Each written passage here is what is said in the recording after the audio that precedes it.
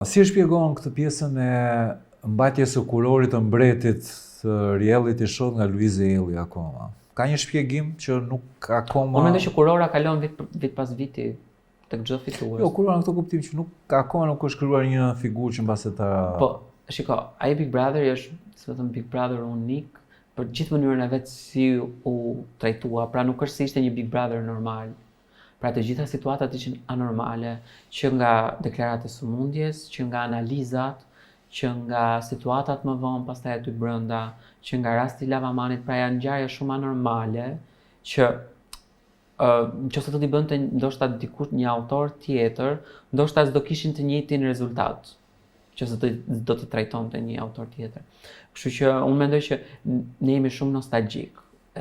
Si popull e kemi të vështirë t'i lëshojmë idhujt, kur i krijojmë ata dhe kur i ngjisim në piedestal, prandaj politikanët tanë kanë po plakën dhe po vdesin në poltronat e kuvendit.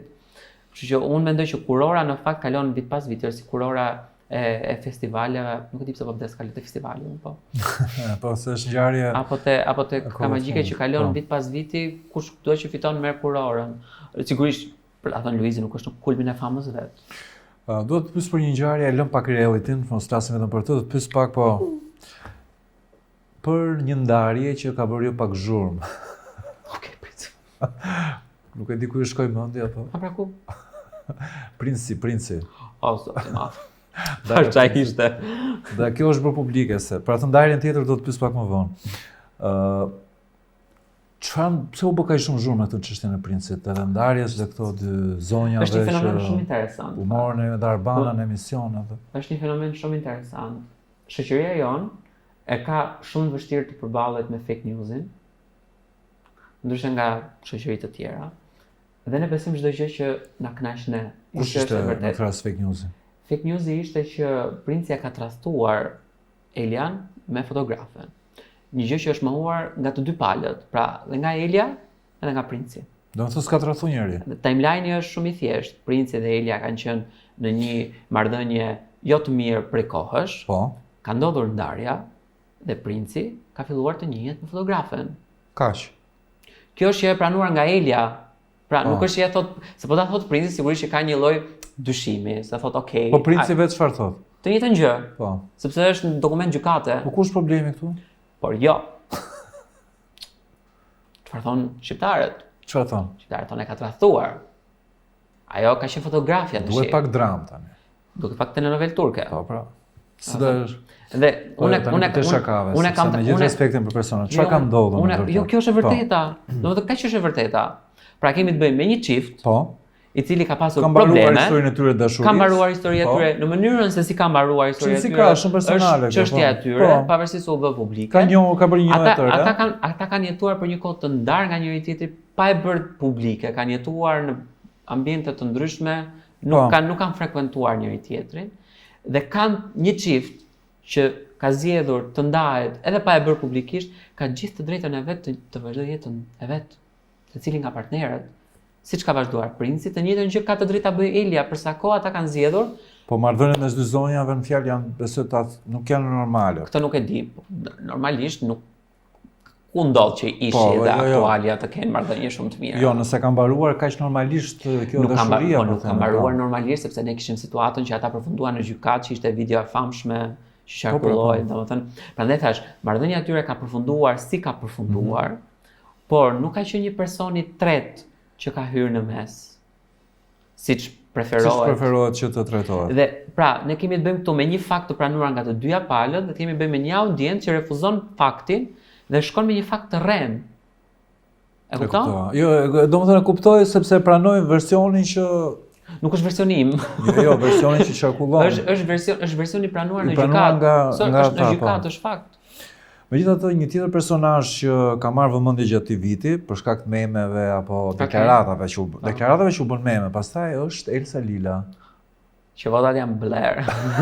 Votat janë bler apo s'janë bler tani? Në këtë ne kemi unë punoj as te një nga kompanitë celulare që merret me atë batut. Është shiko, unë mendoj që çdo kush që bën një deklaratë të tillë duhet ta faktojë.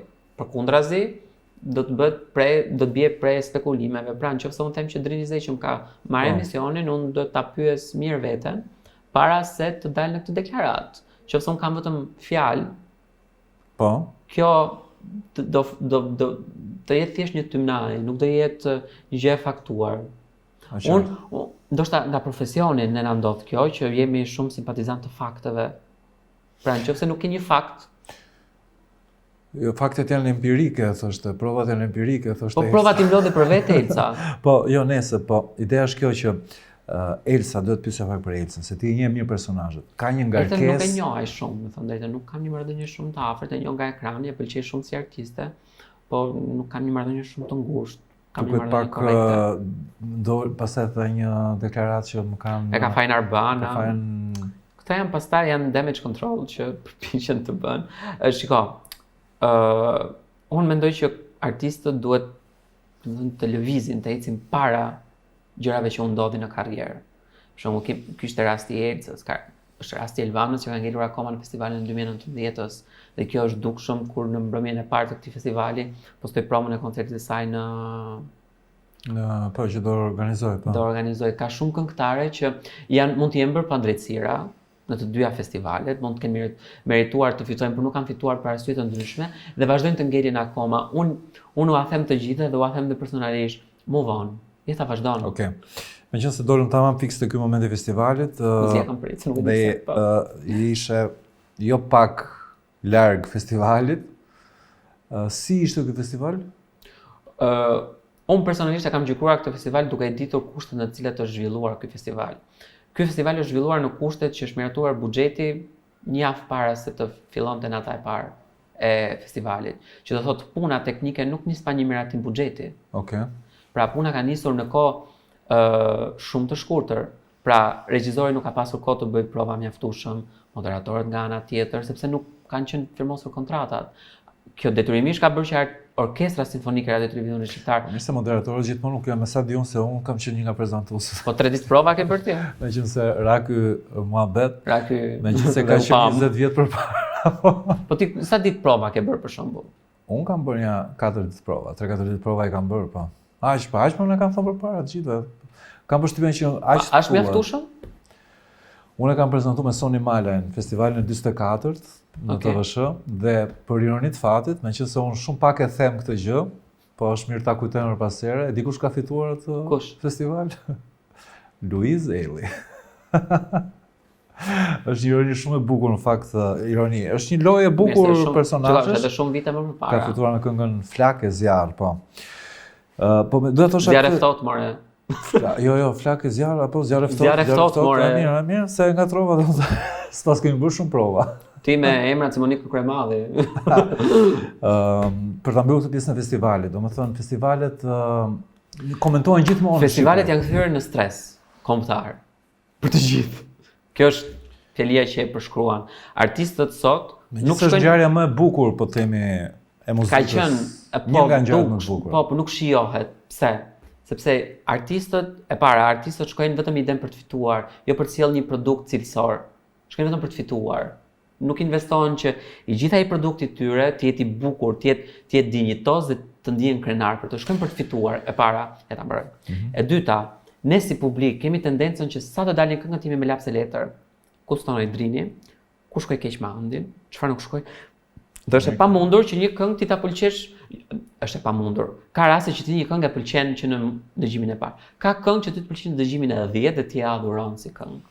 Pra, po, festivalit kaloi nata jo, po këngët dalin përpara. Mirë. Dalin përpara dhe ti ke mundësi ti përthithësh këngët. Pra, unë edhe këtë vit ua kam thënë këdo që i takoja se më thonin shumë stres, po kush e bën stresin? Ju e bëni festivalin, ju e bëni stresin. Festivali është për të kënaqur, është për të shijuar, fiton më i miri. Më ka pëlqyer shumë një shprehje para Shevit Simakut që në një lajm me Elton Ilirianin, po thoshte, nëse nuk të pëlqen kënga fituese, mos fol. Mos e komento. Ka rëndësi një humbës me dinjitet, sa një humbës që ankohet. E para dhe dyta, ajo nuk është gjykat.